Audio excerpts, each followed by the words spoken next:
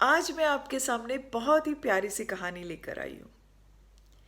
यह कहानी इटली के एक छोटे से गांव की कहानी है। बरसों पहले वहाँ एक छोटा सा व्यापारी रहता था। वो कर्जदार था उसी गांव के एक बूढ़े अमीर व्यक्ति का। अब इस अमीर व्यक्ति का दिल आ गया था इस व्यापारी के सुंदर सी बेटी पर। और इस अमीर व्यक्ति ने सोचा कि मैं इस आदमी के कर्ज के वजह से इसकी बेटी से शादी कर सकता हूं। तो वो अपना एक प्रस्ताव लेकर इन बाप बेटी के सामने पहुंचा। उसने कहा कि तुम्हारी बेटी अगर मुझसे शादी कर ले तो मैं तुम्हारा कर्ज पूरा का पूरा माफ कर दूंगा। बेटी सुंदर थी, समझदार थी, लेकिन वो इस बूढ़े व्यक्ति से शादी नहीं करना चाहती थी। अमीर आदमी ने लेकिन इसका भी एक तुक्का दिया। उसने कहा कि मैं एक थैली में 2 पत्थर डालूंगा, एक काला और एक सफेद। अगर तुम्हारी बेटी काला वाला पत्थर चुनती है तो उसे मुझसे शादी करनी पड़ेगी और मैं तुम्हारा कर्ज भी माफ कर दूंगा। अगर वो सफेद पत्थर चुनती है तो मैं तुम्हारा कर्ज तो माफ कर दूंगा, उसके साथ उसको मुझसे शादी भी नहीं करनी पड़ेगी।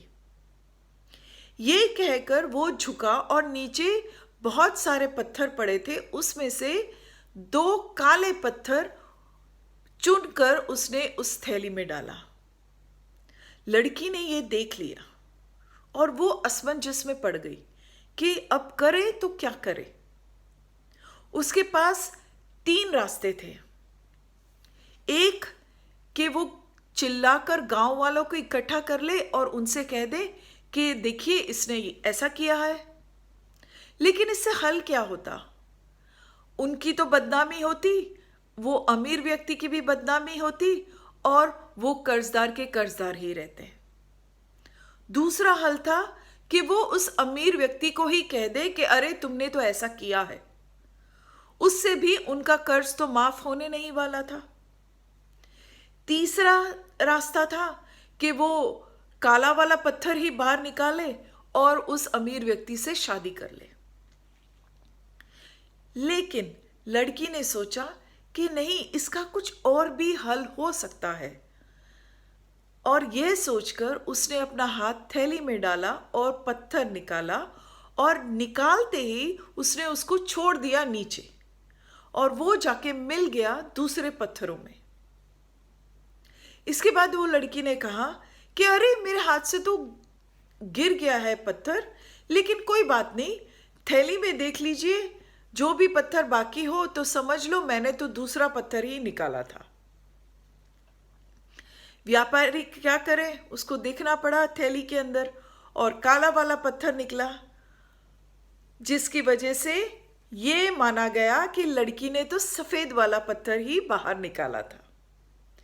इस वजह से ना तो वो लड़की को उस व्यापारी से शादी करनी पड़ी और उसके पिताजी का कर्ज भी माफ हो गया।